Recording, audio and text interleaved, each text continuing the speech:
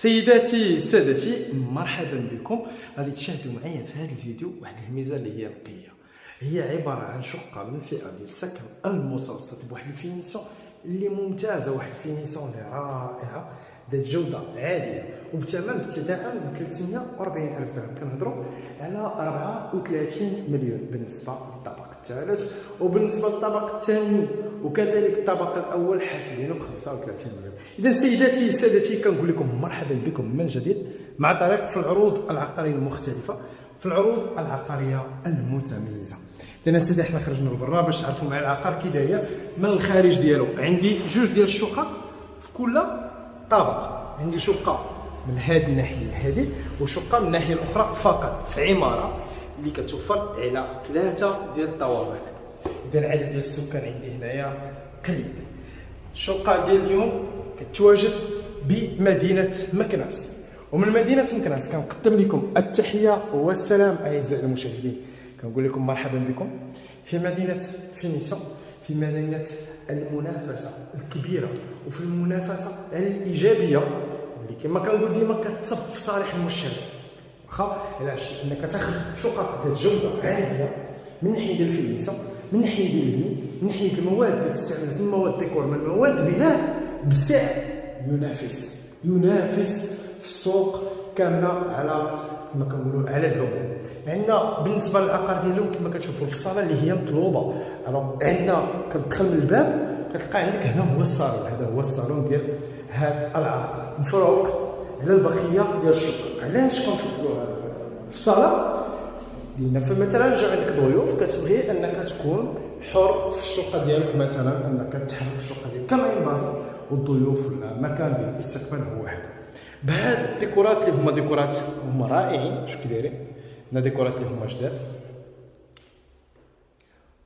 كيفاش كنقول لكم هذه المدينه هذه تبارك الله ما شاء الله.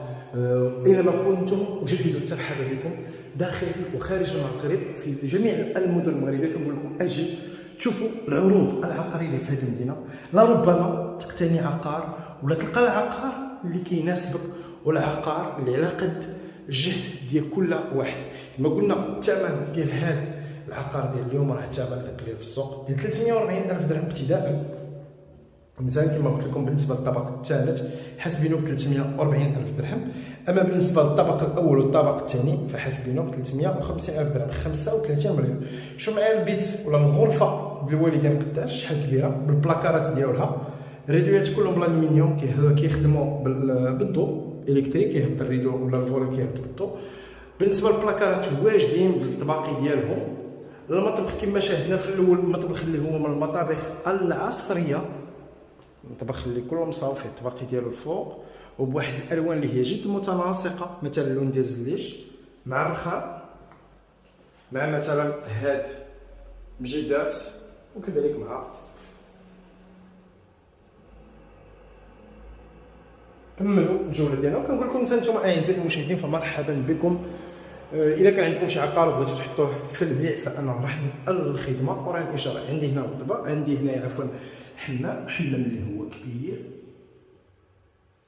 دوش تواليت بلافابو ديالهم، ايراسيون ديالهم كاين.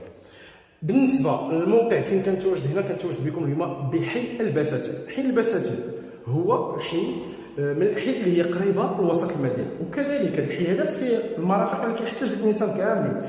مثلا سولتيني على المدارس نقدر نقول لك كاينين جميع المدارس، مثلا كاين الثانويه، كاين مثلا الاعداديه، كاين الابتدائيات، كاين اللي بغيتي كاين هنايا، سواء بغيتي مثلا العموميه ولا الخصوصيه. مسجد كاين كذلك السويقه، كاين كل ما يحتاجه الانسان في الحياه اليوميه ديالو، حتى المواصلات.